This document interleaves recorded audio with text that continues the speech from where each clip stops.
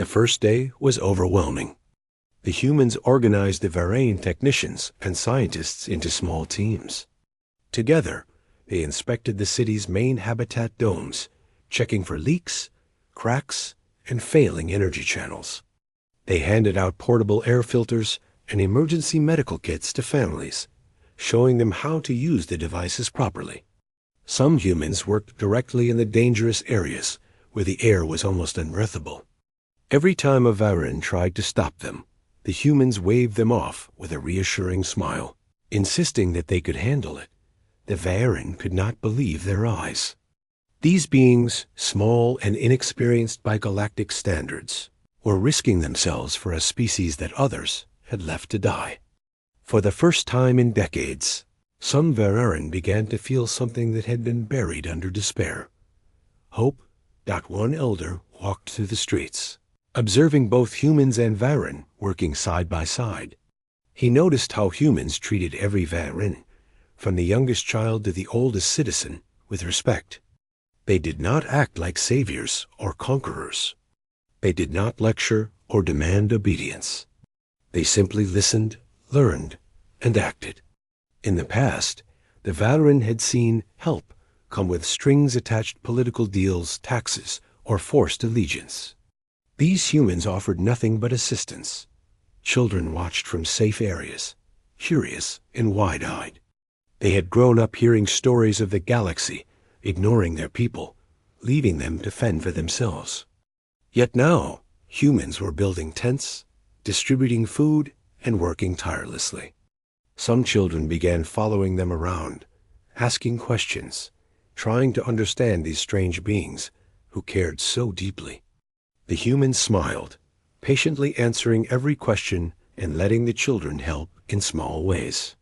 It was a simple gesture, but for the Varren, it meant the world. By the second day, humans had started addressing the core problem, the failing atmosphere regulators.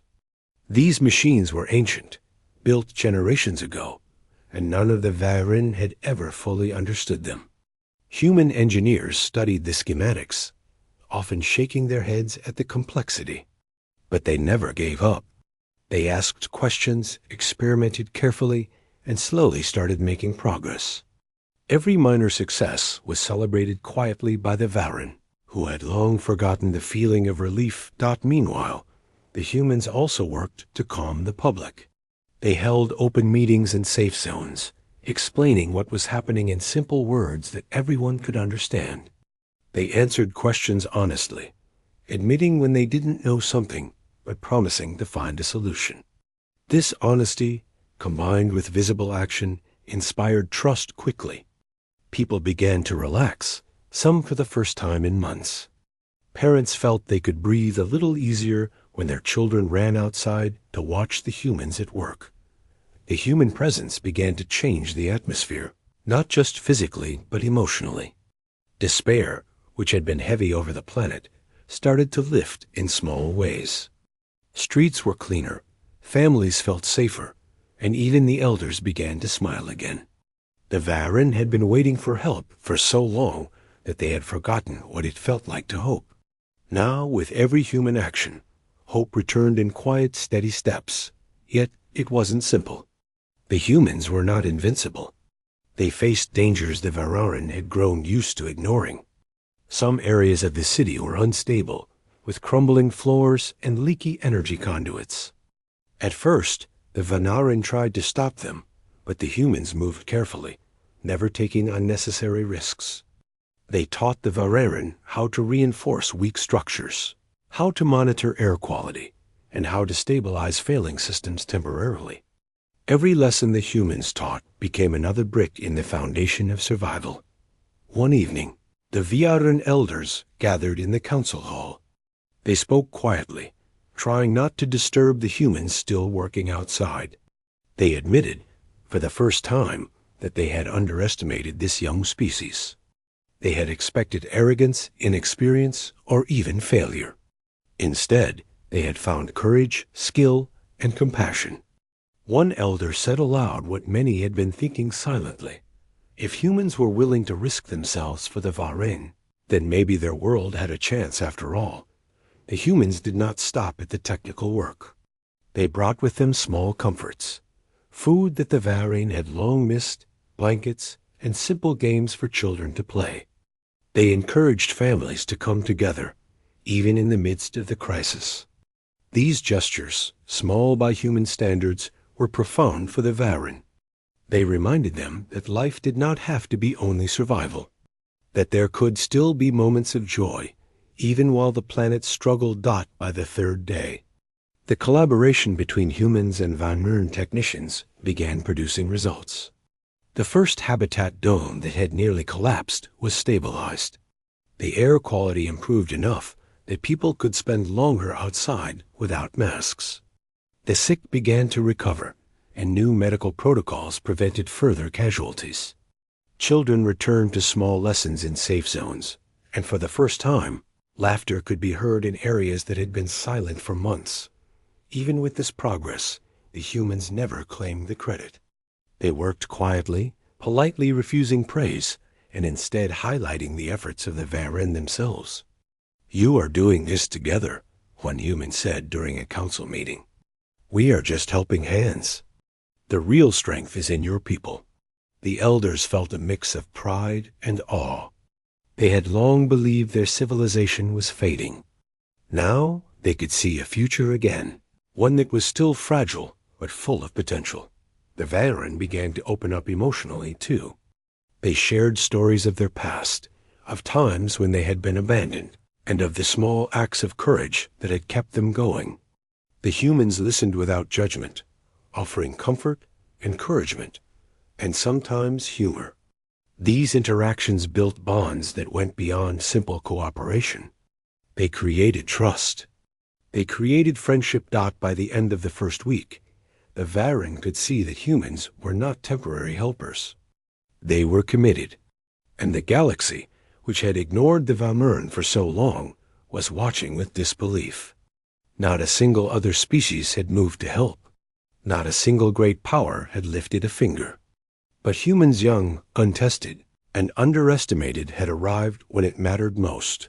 The Varane children began calling them friends, a word rarely used in public before. Families offered food and shelter to human teams, insisting they rest when they could.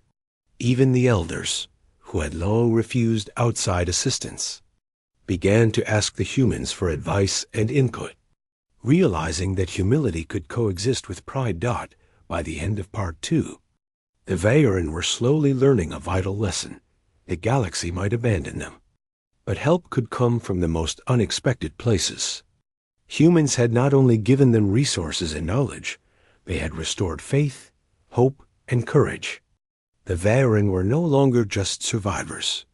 They were beginning to feel alive again, knowing that someone, somewhere, truly cared for them when the rest of the universe had turned away.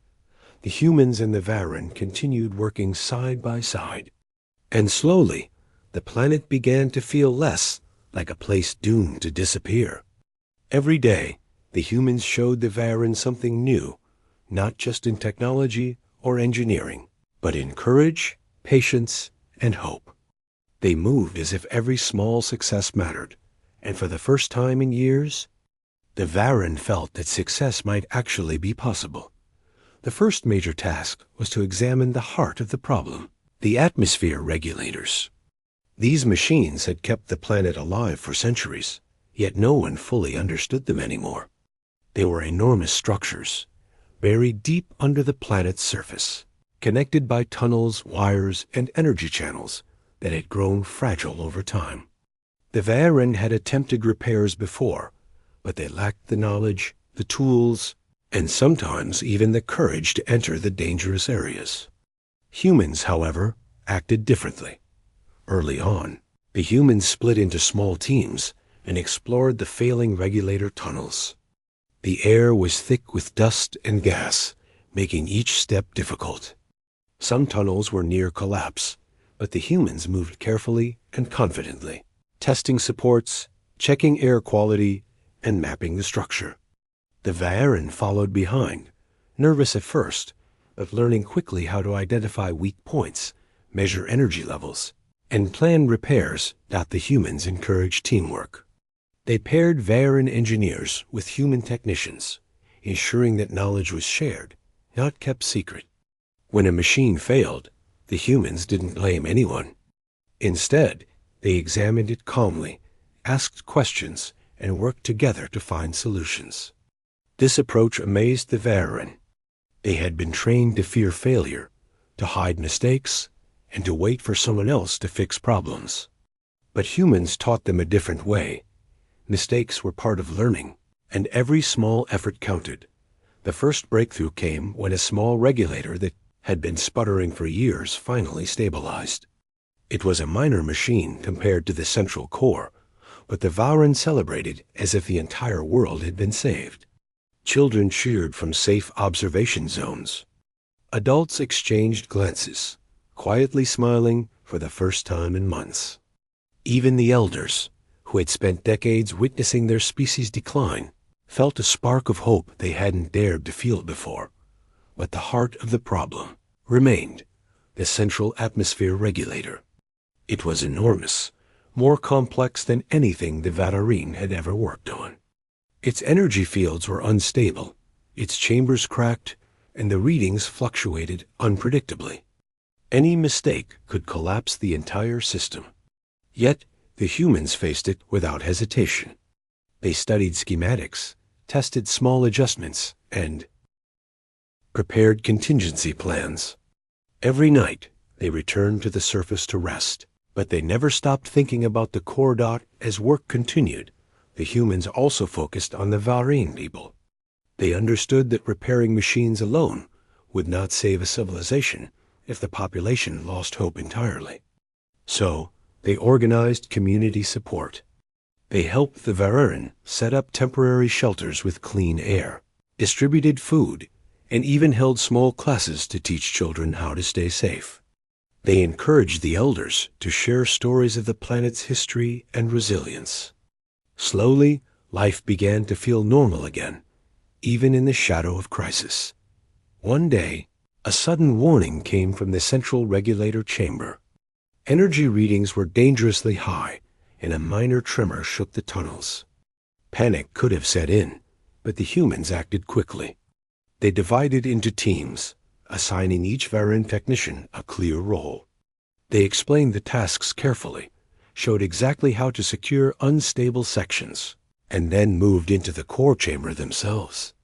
Some humans worked directly on the failing machinery, while others monitored air quality and structural integrity. The Varen watched in awe. Time seemed to stretch endlessly as they worked. The machinery groaned, sparks flew, and alarms beeped endlessly. Sweat and dust covered everyone's faces. The Varen technicians were terrified, but the humans remained calm, focused, and encouraging. They reassured every nervous worker, guiding them through repairs and teaching them confidence in their own abilities. The experience was exhausting, but also inspiring. The Varen had never seen such dedication before. By the third day in the central chamber, progress was visible. Energy fluctuations slowed. Cracks in critical conduits were reinforced. Systems that had been failing for decades began responding properly again. Each small victory was celebrated quietly but meaningfully. Varen families watched from safe zones, finally allowing themselves to believe that survival was possible. The humans' impact went beyond machines. They shared small acts of kindness that touched everyone. They organized communal meals for workers, offered comfort to those too sick or too tired to move, and spent time talking with Varen children, answering their endless questions. Some humans taught children simple engineering tricks to stabilize machines, giving them a sense of contribution. Others helped the elders record important knowledge, ensuring it would survive for generations. While the humans worked, the Varen began learning lessons that went beyond technical skills. They learned courage, patience, and hope. They learned that no problem was too big to attempt, and that failure was not shameful, but part of growth. The humans never demanded recognition, yet their actions inspired admiration and gratitude that ran deep. Slowly, The Varen began to trust again, not just the humans, but themselves. As the first week of major repairs ended, the humans paused briefly to assess the central regulator. The readings were still not perfect, but the system was stable enough to prevent immediate collapse. The Varen cheered quietly in the control room. Many hugged, some wept. They had started to believe they might survive. For the first time in years, the planet seemed alive, not doomed. But the humans didn't stop there. They stayed, teaching the Varen how to maintain the systems and monitor energy flows. They explained safety protocols, so that the next time the machines faltered, the Varen could act with confidence. The humans treated every Varen like an equal partner, never speaking down or acting superior. This approach deepened the trust that had begun to form. Even the elders noticed the change. They had spent lifetimes watching civilizations rise and fall, always feeling powerless. Now, for the first time, they saw a species humans who acted without expectation of reward, who faced danger with courage, and who treated others with dignity and respect. The elders began to understand something fundamental. The humans were not just helping, they were showing a new way of living, a new way of facing crises, and a new way of valuing life. By the end of Part 3, the Varen had made progress unimaginable a week ago. The machines were working, the population felt safer, and the humans had taught them invaluable skills. Most importantly, the Varen had regained hope. They realized that even when the galaxy abandoned them, help could come from unexpected places. And in helping them, the humans had changed not just the fate of the planet, but the hearts of its people forever. The moment had come for the biggest challenge yet. The central atmosphere regulator, the heart of the Varen planet, was still fragile. It had been stabilized temporarily, but it was clear that if they didn't act quickly and decisively, the planet could still fail. The humans and Varen had spent weeks preparing, learning from each other, and building trust. Now, it was time for a full-scale Operation 1 that would either save the planet or push it closer to disaster. The humans gathered the Vanaran leaders and technicians, laying out a clear plan. Every step was calculated, every risk assessed, yet they knew that nothing could be guaranteed. "We must work together," one human engineer said. "Your people know this planet better than anyone. We bring skills, but you bring knowledge. Alone, we might fail. Together, we have a chance." The elders nodded, realizing that this wasn't just about machines. It was about unity, courage, and hope. The operation began early in the morning. Humans and Vajin moved in small, coordinated teams. Each team had a specific task. Some reinforced tunnels and structural supports.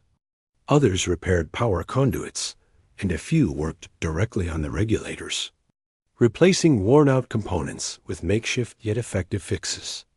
The tunnels were dark, sometimes wet and dangerous. Every step was a reminder that failure could be catastrophic. Yet fear did not stop anyone. They moved carefully but determined, knowing what was at stake. The first challenge came quickly. One of the older tunnels, which carried energy to the regulator, showed signs of imminent collapse. Dust fell like rain, and a low rumble shook the floor. Garuan technicians froze in fear, but the humans moved calmly. They guided the Varen to secure weak supports, while others worked to stabilize the tunnel's structure. A small accident caused a temporary power fluctuation, and sparks flew. A Varen child, watching from a safe area with elders, gasped and clutched their parents' hand. But the humans reassured everyone, calmly adjusting systems and repairing the damage. Within minutes, the tunnel was secure again, and the operation continued. While the technical challenges were immense, the humans also focused on morale. They encouraged Varen technicians, praised small successes, and reminded everyone of the importance of their work. "Every step we take is a step towards saving your world," one human said. "We will not give up. You should not give up either." Their words were simple, yet they carried weight. The Veneran began to feel something they hadn't felt in years: determination. The operation lasted for days. Humans and Varang worked in shifts, often through long nights filled with sweat, dust, and danger. Machines groaned, tunnels trembled, and alarms rang constantly, yet they pushed forward. Varan technicians learned new ways to read energy flows, repair conduits, and reinforce the planet's structural systems. The humans guided them patiently, always explaining why each action mattered. Every time a Valeran made a successful repair, the humans celebrated quietly but meaningfully, reinforcing confidence and skill. One particularly dangerous task involved the main regulator chamber itself. This area had been the most unstable from the beginning. Its energy fields were unpredictable, and a single misstep could trigger a catastrophic collapse. Humans volunteered to go first, leading the way with portable shields and monitoring equipment. Varan technicians followed closely, learning how to assess risks, adjust systems, and stabilize sections of the chamber. The tension was high. Everyone knew the smallest mistake could cost lives. Yet, by working together, they managed to replace worn-out components, reroute power flows, and stabilize the central system temporarily. Outside the regulator, the Varan people were not idle. They organized supply lines, brought food and water to workers, and ensured the children and the elderly remained safe. Humans taught them how to monitor air quality and predict potential failures, giving the Varan a sense of control over their planet's survival. It was not just about machinery, it was about building resilience, knowledge, and confidence. By the third day of the operation, progress was clear but fragile. Energy fluctuations in the regulator were less frequent, structural supports held firmly, and the air quality in nearby cities improved slightly. Yet, the planet was still far from secure. Every member of the teams knew that the coming days would require focus, precision, and courage. Humans and Varan alike prepared for another round of repairs, fully aware that this was a test of endurance and trust. During one particularly tense moment, a minor quake shook part of the regulator tunnel. Debris fell, and energy readings spiked dangerously. Varan technicians froze, some unsure if they could continue. The humans acted immediately, directing teams to stabilize supports and reroute power flows. They reassured the Varan with calm, steady instructions, guiding hands and lending confidence. The quake lasted only a few minutes, but the impact could have been devastating. Yet, through teamwork, the damage was contained and the regulator continued functioning. Even in the midst of danger, small acts of care mattered. Humans encouraged breaks, brought warm meals to exhausted workers, and shared simple stories to lift spirits. Varan families began helping more actively, carrying supplies, offering encouragement, and learning the new skills the humans were teaching. The planet, once a place of despair and fear, slowly became a place of action, learning, and hope. The Varan were no longer passive observers of their decline. They were participants in their survival. By the fifth day, the operation reached its most critical stage. The main regulator needed a complete stabilization. Humans and Varan engineers moved in shifts, carefully adjusting power conduits, replacing damaged components, and reinforcing energy fields. The tension was palpable. Every hand that touched a wire or panel could determine the planet's fate. Sweat dripped from brows, muscles ached, and yet no one stopped. Courage and determination carried them forward. Finally, after hours of intense work, the main regulator stabilized. Energy flows returned to normal, and alarms ceased. The humans and Varan technicians stepped back, exhausted but victorious. The first breaths of relief were quiet. A few whispered thanks. Some laughed softly, others simply stared in disbelief. The planet's core had been saved, at least for now. It was a fragile victory, but a victory nonetheless. The veterans celebrated quietly but meaningfully. They had survived what seemed impossible, and it was not through luck. It was through teamwork, courage, and trust. Humans, though exhausted, smiled quietly, refusing accolades. They reminded the Vajuan that this victory was theirs. "We guided, we helped, but you built your future," one human said. "Never forget that you have the strength to protect it." The words sank deep into the hearts of the Vajuan. Even after the immediate danger had passed, the humans continued their work. They helped Vajuan engineers learn maintenance routines, monitored the planet's systems, and taught the population how to respond to future crises. They organized training programs for young technicians, ensuring that knowledge would be passed on. The Vajuan began to feel something they hadn't in decades: confidence in their ability to survive and thrive. By the end of Part 4, the Vajuan had achieved what had seemed impossible. Their planet was stable for the first time in years. Humans had not only brought skill and technology, they had brought courage, hope, and the belief that survival was possible even when the galaxy had abandoned them. For the Vajuan, this operation was more than a technical achievement. It was proof that together, even against overwhelming odds, life could be saved.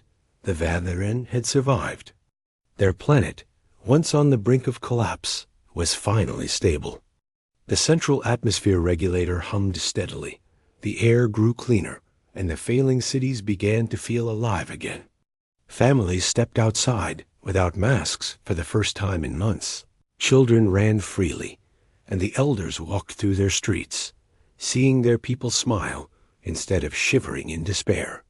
It was a sight that filled every Vajuan heart with a mix of relief and awe. Humans did not leave. Immediately after the machines were stabilized, they stayed, quietly assisting with daily repairs, monitoring systems, and helping the Vajuan adapt to their restored world. They encouraged the Vajuan to rebuild, not just the infrastructure, but their lives, their communities, and their hope. The humans understood that saving a planet was more than fixing machines. It was restoring confidence, dignity, and courage to a people who had been abandoned. The Vajuan began to recover in ways that went beyond technology. Markets reopened, with food and supplies flowing again. Schools started to function, and children could learn and play without fear. Families reunited, and even those who had fallen ill during the crisis found care and treatment. The humans helped establish medical centers and taught the Vajuan new methods of healthcare and emergency response. It was not charity. They worked as equals, sharing knowledge and empowering the Vajuan to take charge of their own recovery. News of the humans' efforts spread slowly through the galaxy. Other species watched with surprise, confusion, and in some cases, embarrassment. For decades, the Vajuan had been ignored by their old allies, dismissed as unimportant, or left to struggle alone. Yet these humans, young, inexperienced, and underestimated, had arrived and accomplished what no one else would even attempt. For many civilizations, it was a shock. How could such a small, new species achieve what larger empires had refused to do? Among the Vajuan, gratitude grew into deep respect.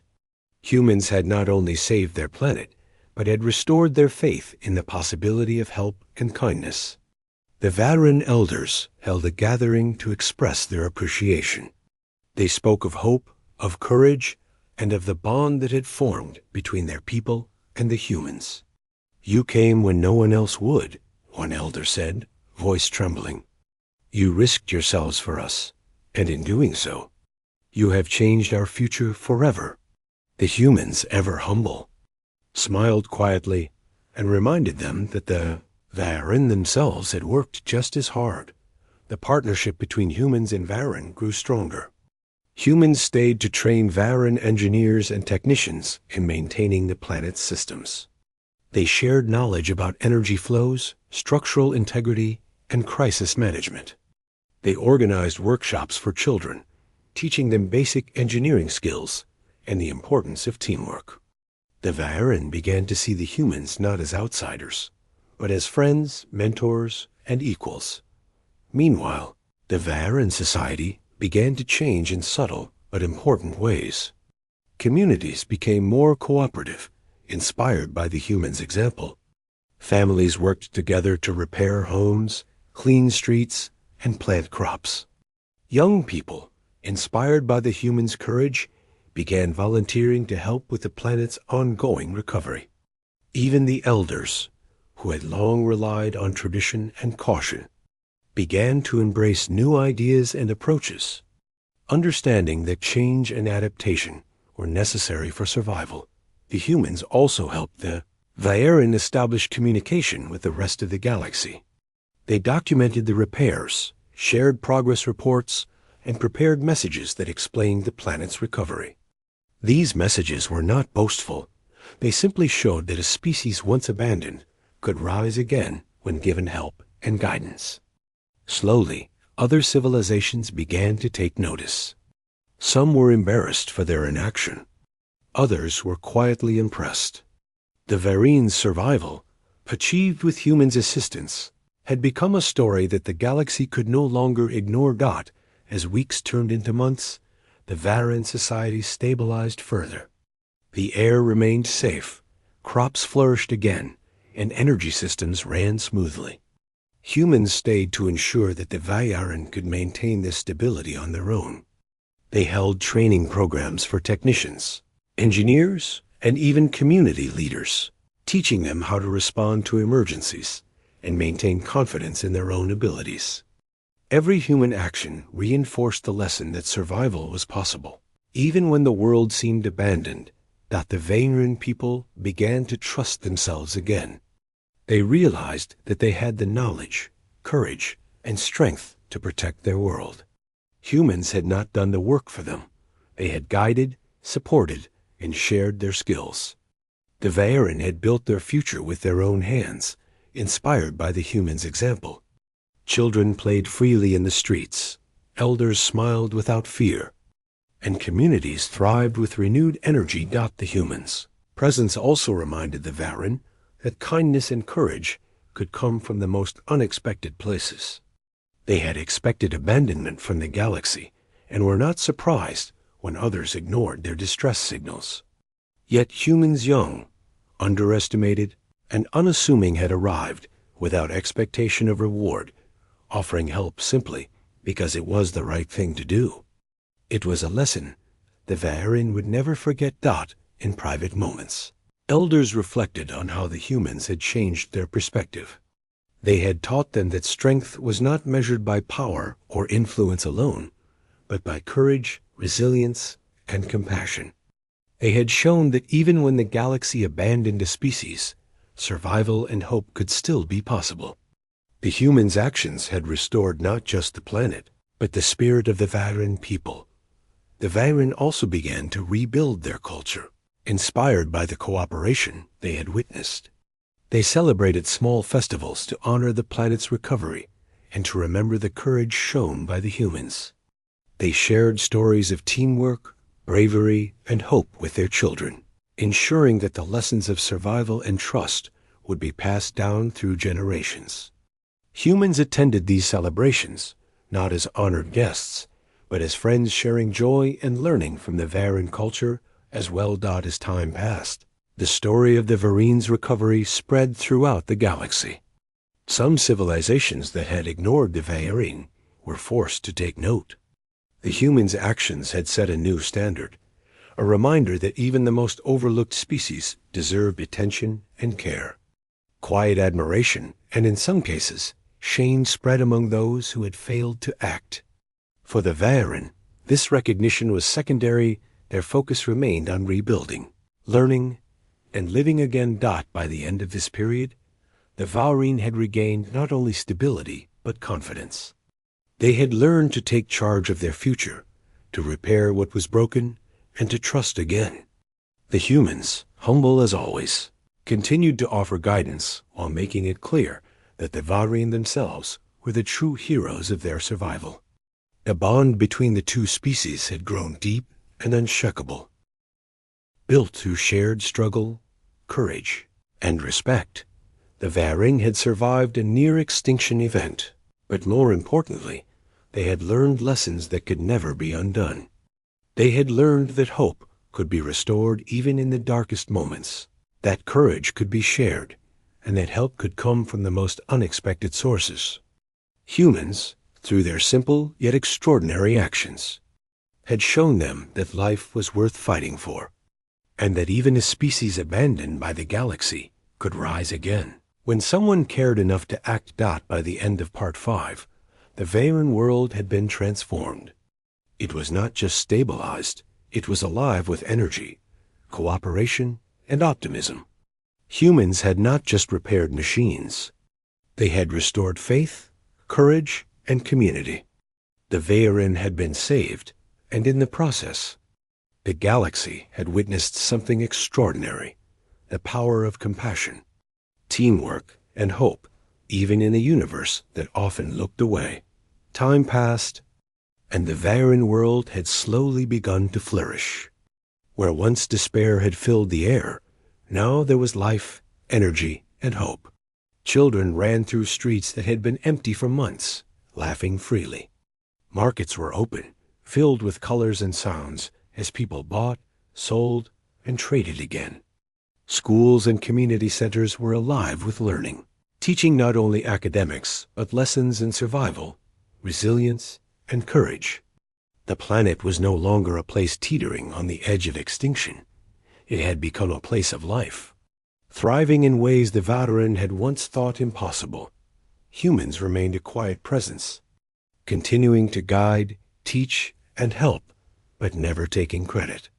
They assisted in long-term maintenance of the atmosphere regulators, ensuring that the systems were stable for years to come. They helped the Varan establish plans for emergencies, teaching them how to monitor energy flows, repair machinery, and act calmly in dangerous situations. Most importantly, they encouraged the Varan to trust in their own abilities. "We can help you survive today," one human said, "but you will carry this planet forward tomorrow." Those words stayed with the Varan, who began to understand that the strength to survive had always been within them. They had only needed guidance to see it. The Varan elders observed the transformation with quiet amazement. Their civilization had been abandoned, left to face disaster alone, and yet here they were, standing tall once more. The humans had shown them that even in a universe that often ignored small and quiet species, courage, action, and compassion could make a difference. The elders realized that the humans were not merely rescuers. They were teachers, friends, and examples of what it meant to act with integrity, even when no one was watching. Everywhere the humans went, they were treated with respect, though they never demanded it. They joined in celebrations of recovery, walked with children through gardens and parks, and spoke with elders about the future. They listened patiently to stories of the past and helped the Varanen envision a future that was safe, hopeful, and resilient. Their presence was a reminder that life could be beautiful again, even after near tragedy. The Varan people began to open themselves to the galaxy in ways they had never done before. For decades, they had been cautious, hiding in quiet corners, afraid that asking for help would be futile. But the humans had changed that perspective. They had shown that even small acts of courage could change the fate of an entire world. Inspired, the Varan began to send messages across the galaxy, not begging for help, but sharing their recovery and lessons learned. They told the story of their near extinction and the unexpected saviors who had come from the stars, teaching patience, courage, and compassion along the way. For the first time in decades, the Varan felt a sense of pride. They had survived when all odds seemed against them, not because the galaxy had noticed, but because they had worked with those who truly cared. Humans had been that force of care, a species underestimated by many, but willing to risk themselves for the good of others. The Veneran began to see humans not as strange visitors, but as part of their story, intertwined in a way that could never be undone. Children learned quickly, absorbing lessons from humans about problem-solving, engineering, and teamwork. They were encouraged to ask questions, to experiment, and to face challenges with courage. Some children helped in small repairs around their neighborhoods, following human guidance. Others helped organize community safety teams. Every action, no matter how small, was a reminder that survival and growth were not passive, they were earned through effort, learning, and cooperation. Meanwhile, the humans worked on building long-term alliances with the Varen. They helped design systems for communication, trade, and defense that would allow the Varen to operate independently, but still remain connected to the galaxy. They taught leadership principles that emphasized collaboration, empathy, and strategic thinking. The Varen began to implement these lessons in their councils, creating structures that combined traditional wisdom with the practical skills the humans had taught them. Even the natural world of the Varen began to heal. The oceans, once threatened by imbalance, stabilized. Trees that had been damaged recovered, and wildlife returned to areas that had grown quiet. The humans had not interfered with the planet's ecosystems unnecessarily. Instead, they had shown the Varen how to restore balance, maintain resources, and observe carefully to prevent future crisis. This attention to the living world created a sense of harmony that the Varen had not experienced in generations. The Varen also began to teach each other in ways inspired by the humans' example. Community workshops became common, where elders and skilled technicians taught younger generations how to maintain systems, solve problems, and act decisively in emergencies. Knowledge became shared rather than hoarded, ensuring that no part of their civilization would be left vulnerable again. The lessons of survival had become lessons of strength, cooperation, and community. Gradually, the galaxy took notice. Stories of the Varen recovery spread, and other species began to admire the humans' actions. Some felt shame for their previous inaction. Others quietly began offering small assistance or communication, inspired by the example set by humans. Yet for the Vajun, the focus was no longer on who had ignored them, it was on who had acted, and the lasting bonds that had been created. As months turned into years, the humans prepared to leave. Their work was done, and the Varen were now capable of maintaining their systems independently. There was a quiet ceremony before departure, simple yet meaningful. The Varen expressed gratitude, not in grand speeches, but in heartfelt words, gestures, and shared memories. The humans reminded them that they were leaving not because they wanted to go, but because the Varen now had the power to protect themselves. "The future is yours," a human said. "We only helped you see what you could already do." When the human ships finally departed, the Varen watched them go with pride, hope, and gratitude. The sky no longer felt threatening, but full of possibility. The planet, once on the brink of collapse, had been restored. Communities thrived, children played, and a civilization had learned lessons that could never be erased. They had learned to trust, to act with courage, and to value help from those who showed care and integrity. Years later, the Varen would tell the story again and again. They spoke of the moment they had been abandoned by the galaxy, when all hope seemed lost, and how a species they had underestimated, humans, had appeared and changed everything. They taught their children that true courage was not about power or dominance, but about action, empathy, and persistence. They remembered the humans not just as saviors, but as teachers, friends, and a symbol of what could happen when someone acts with kindness and courage in a universe that often looked away. The story of the Varen and humans became a legend. It was shared across the galaxy as an example of hope, compassion, and the power of unity. The Varen had survived because of themselves, guided by the humans who had shown them what was possible. And the humans, quietly and humbly, continued their own journey through the stars, leaving behind a civilization forever changed, inspired, and stronger than before, even generations later. When the humans returned to check on the Varen, they found a society that was thriving in every sense. Children were learning, adults were confident, and the planet was balanced and productive. The Varen elders spoke of the humans with warmth, pride, and gratitude, reminding each new generation that survival was not just about technology, it was about courage, collaboration, and compassion. By the end of Part 6, the Varen had grown stronger, wiser, and more resilient than they had ever imagined. They had been abandoned, almost lost, yet they had found salvation in the most unexpected place. Humans had arrived not for glory or reward, but simply because it was the right thing to do. And in doing so, they had shown that even in a universe that can be harsh and indifferent, hope, courage, and compassion could shine brighter than any empire, stronger than any machine, and last longer than any disaster. The Varen would never forget. They would always remember the humans who had risked everything to save them. And they would carry forward the lesson that had saved their civilization, that when someone acts with true courage and care, even the most abandoned worlds can rise again. The Varen had lived quietly for centuries, far from trouble and far from conflict. Their world was soft and calm, filled with warm oceans, silver trees, and cities that hummed gently under the sky. They never wanted trouble with anyone.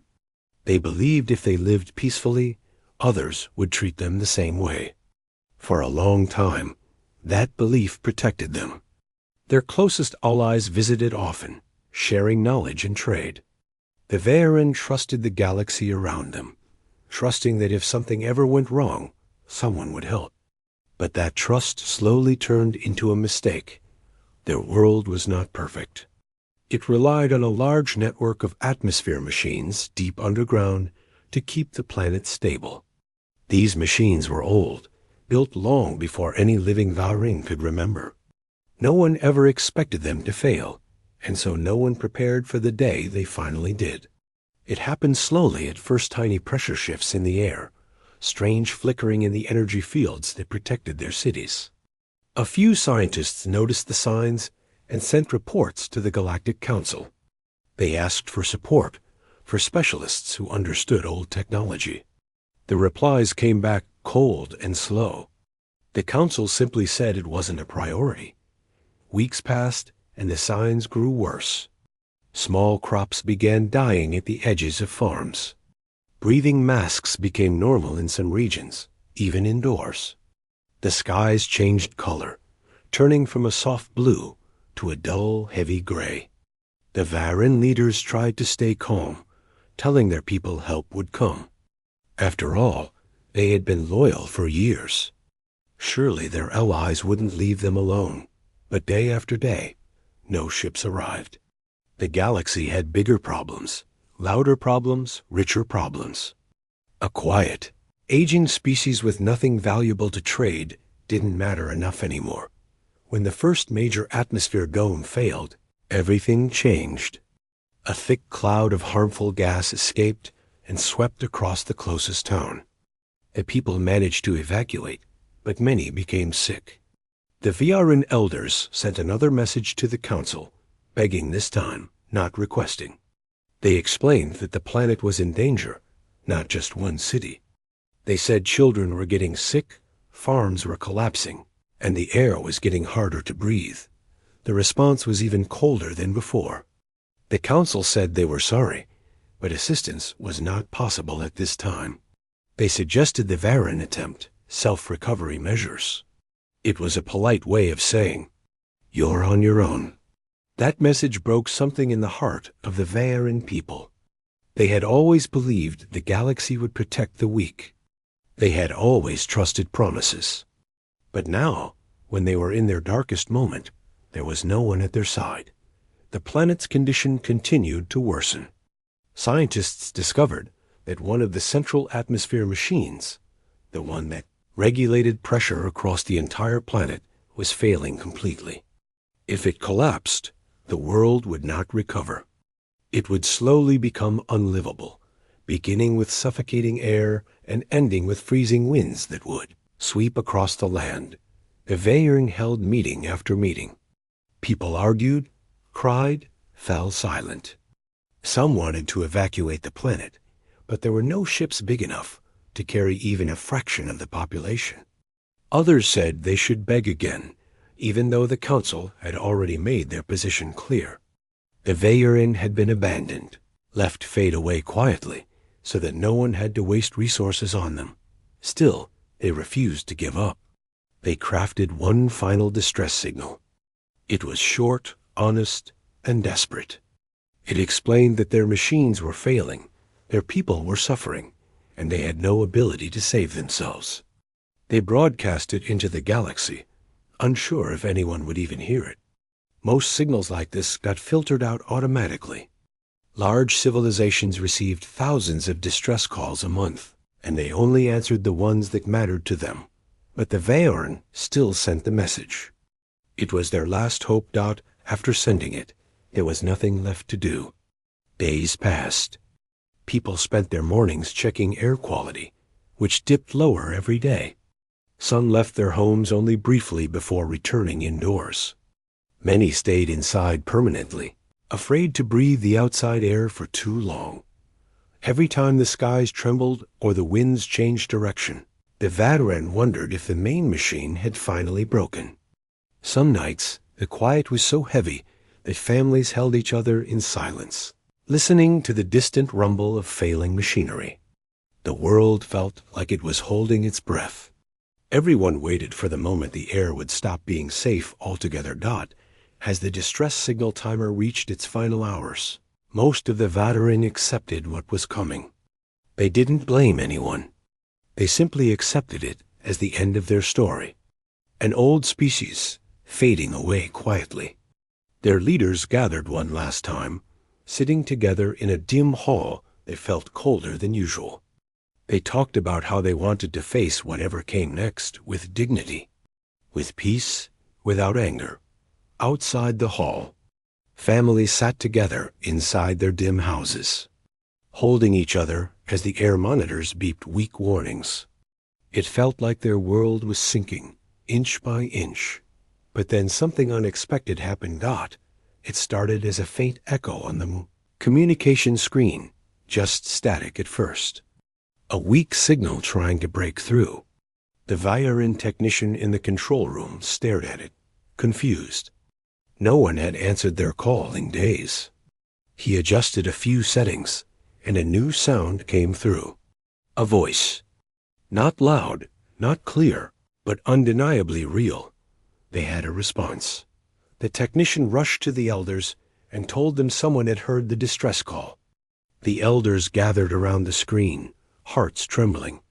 A voice on the other end repeated itself, this time clearer. It identified itself not as an empire or council or old ally. It came from a small exploration vessel belonging to a species the Veyern barely knew. Humans. The elders exchanged confused looks. Humans were newcomers in the galaxy, not strong, not influential, not part of the major power blocks. Most species barely paid attention to them. They were considered too young to matter. And yet, here they were, answering a signal that everyone else ignored. The human voice said they had forwarded the message to Earth's civilian fleet. More ships were already preparing to leave. They were asking for exact coordinates, population counts, and details about the failing machines. They sounded urgent, not the distant professionalism the Veyern were used to, but genuine concern. They spoke like people who had just heard someone crying for help and were already putting on their shoes to run out the door. The elders were stunned. They didn't understand why humans were doing this. What could they possibly gain? But the humans didn't ask for anything. Not payment, not resources, not political favor.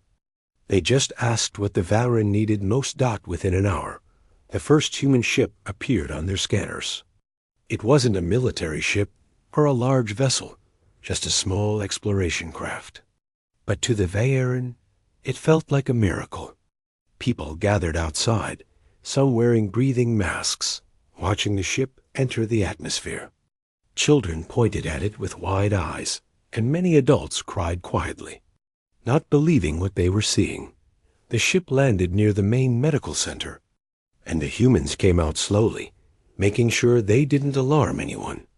They carried supplies, medical equipment, portable air filters, emergency food packs. They spoke kindly, explaining everything in simple words, never acting superior or distant. They treated the Vaerin as equals. Even though the Vaerin were trembling from sickness and fear, the humans got straight to work. They examined the sick, set up clean air tents, and helped stabilize the failing systems around the nearest city. The Vaerin watched them with disbelief. No one else had lifted a finger for them, not even those who once called themselves allies. Yet these humans, these strangers, were working through the night, refusing to rest. For the first time in weeks, the Vaerin felt something they thought they had lost, hope, that they didn't know if the humans could save their world. They didn't know if the planet had enough time left. But in that moment, none of them felt abandoned anymore. Someone had finally come. Someone cared enough to try, and that alone changed everything. The Vaerin had never expected help from humans.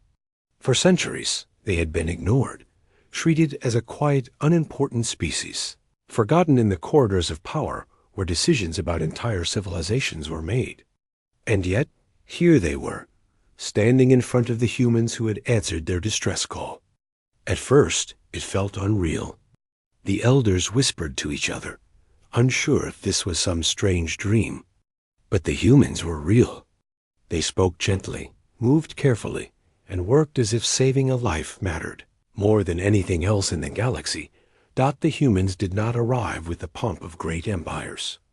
There were no large fleets, no grand displays of power, no speeches demanding respect. There was only action.